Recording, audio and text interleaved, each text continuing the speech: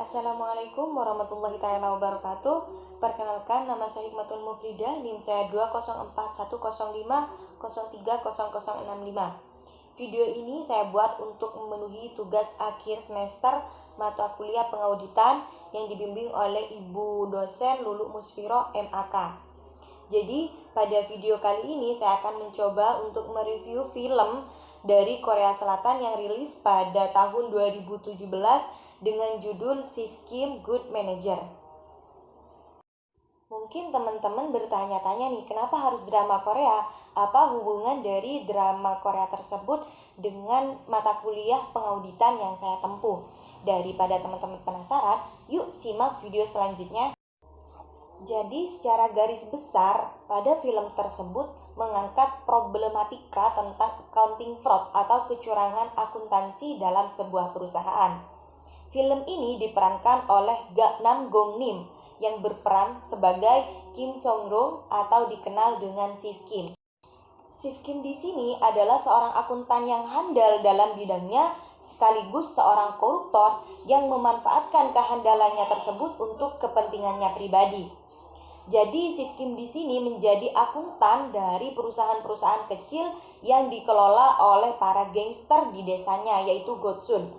Dia pandai memanipulasi laporan keuangan perusahaan tersebut agar dapat terhindar dari pajak dan juga berbagai macam kejahatan akuntansi yang dia lakukan. Jadi, Sif Kim mempunyai cita-cita dan keinginan untuk tinggal dan pindah hidup di negara Denmark. Karena negara Denmark merupakan negara terbersih dari kasus korupsi. Artinya tingkat korupsi di negara Denmark itu lebih kecil daripada negara-negara yang lain.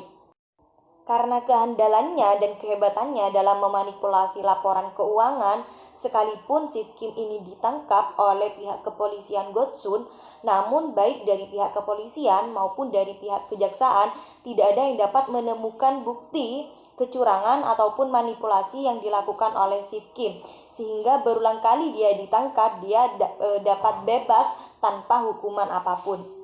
Singkat cerita, Sif Kim akhirnya diberhentikan oleh para gangster karena mereka menganggap bahwa Sif Kim sudah mempermainkan mereka. Sif Kim melakukan pengelabuan untuk mengambil uang sebanyak-banyaknya dari para gangster-gangster tersebut. Nah, pada saat tidak memiliki pekerjaan tersebut, sekretaris dari Sif Kim yaitu Oh Gwang Suk memberikan info lowongan pekerjaan di perusahaan besar dengan persyaratan yang mudah. Artinya tidak ada kriteria khusus yang diberikan oleh perusahaan tersebut. Tanpa sepengetahuan sekretarisnya, akhirnya Sif Kim berangkat untuk mendaftarkan diri di perusahaan tersebut. Dan berkat kehandalan dan kehebatannya dalam akuntansi, akhirnya dia lolos menjadi kepala divisi dari perusahaan Tiki Group tersebut.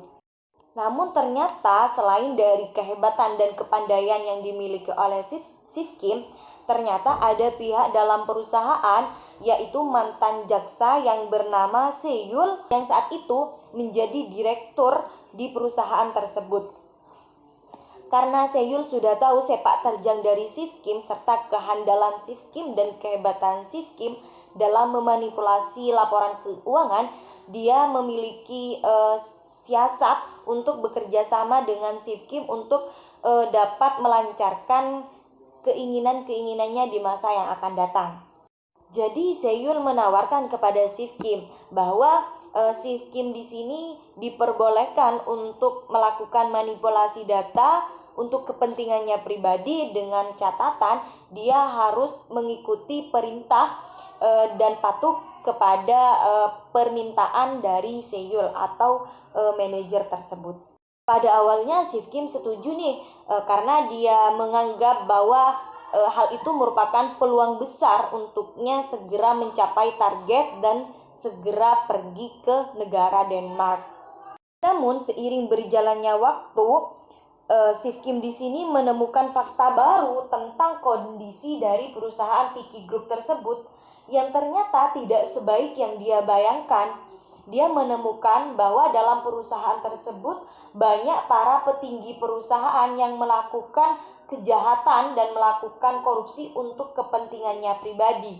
Bahkan para petinggi perusahaan tidak segan-segan melakukan pembunuhan terhadap karyawan yang dianggapnya mengancam keinginannya untuk mendapatkan kekayaan.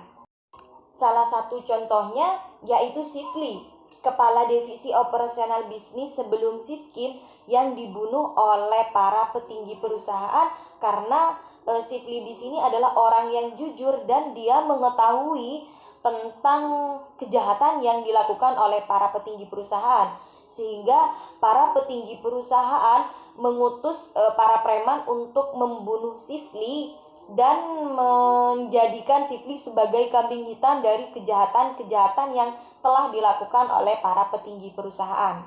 Mengetahui hal tersebut, Shifkim yang pada mulanya ingin melakukan manipulasi laporan keuangan dan mendapatkan keuntungan yang banyak dari perusahaan tersebut, akhirnya berpikir kembali karena kejahatan yang sudah dilakukan oleh para petinggi perusahaan tidak sesuai dengan prinsipnya. Karena prinsip Shifkim yaitu mengambil uang dari para bos-bos mereka, bukan dari karyawan bawah yang lebih membutuhkan dari dia.